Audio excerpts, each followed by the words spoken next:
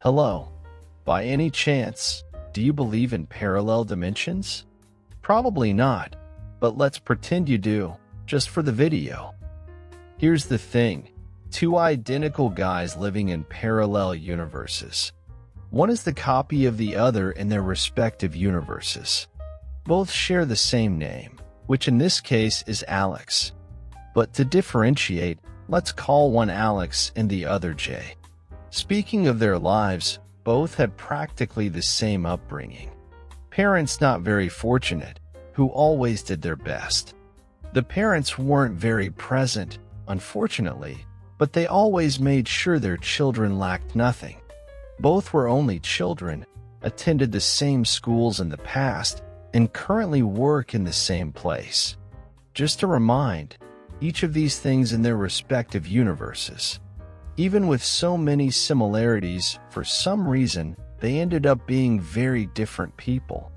Alex is a calmer and more positive person. He always tries to be as honest and fair as possible, both with others and with himself. He can distinguish serious moments from jokes, and he is always concerned about his future while living in the present, trying to live without regrets. On the other hand, we have Jay, a guy who always tries to be different. Someone who always wants to be well regarded by others and has a negative view of the world. He is always doing things he doesn't want to in an attempt to please others, which ends up bringing a life full of regrets. Jay just wants to live in the present, ignoring the future and lamenting the past.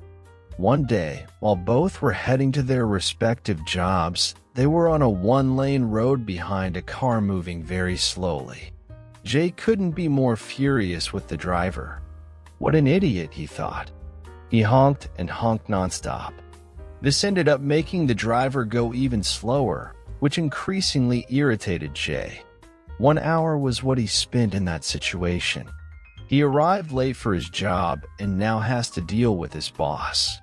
Now, Alex, in the same situation, thought the following.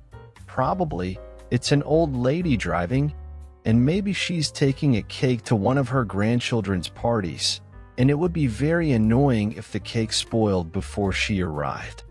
This may seem impossible, but Alex convinced himself of it. He took out his phone, put on some music to distract himself, and deal with the situation. 30 minutes was the time he spent on the road. But even so, it wasn't enough to avoid being late for work. Back in Jay's world, his boss doesn't seem happy with the situation. The company takes punctuality very seriously, and unless Jay has a good excuse, he'll be in big trouble. His boss gives him 5 minutes to apologize, and the first thing Jay says is, "It wasn't my fault." At this point, the boss was even more enraged, but Jay continues. "The person in front of me on the road was a jerk. He deliberately drove slowly." His boss doesn't believe this story, but still lets it pass. In Alex's world, the boss is also angry. After all, for him, there's no difference between being 10 minutes or 1 hour late. But knowing Alex, he's not that angry. "Sorry," Alex says. "The driver in front of me was going very slowly, probably an old lady. Next time, I'll leave earlier." All the boss's fury disappears, and he wishes him a good day at work. Almost at the end of his shift, a colleague of Jay approaches and asks him to finish her work. This would make Jay stay 2 extra hours at work, not to mention the overtime for being late. Of course, Jay didn't want to, but maybe this would give him a chance with her, so he did it. It took a while, but he finally finished.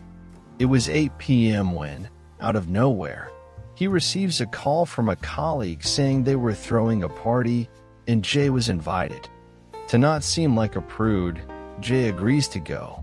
After all, you only live once. He enjoys and enjoys, one drink here and another there. This goes on until 3 a.m.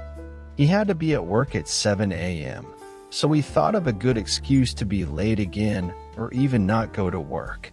Meanwhile, Alex finishes his shift, and the same colleague from his universe comes and asks him the same favor that was asked of Jay.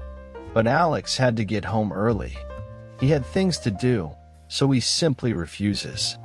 Alex would also like to have a chance with this colleague, but he knew it wouldn't be worth it. Arriving home, he didn't even receive an invitation to the party because he had already told his colleagues that he didn't want to be called to parties or anything like that during the week. The next day, Jay was fired, while Alex had another normal day in his life.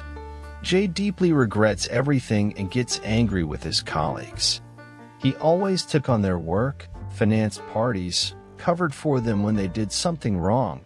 So why didn't anyone want to help him? They just looked at Jay. Those were the first times he failed at work, and no one showed a bit of understanding. While Alex could hardly wait to go home and continue with his life,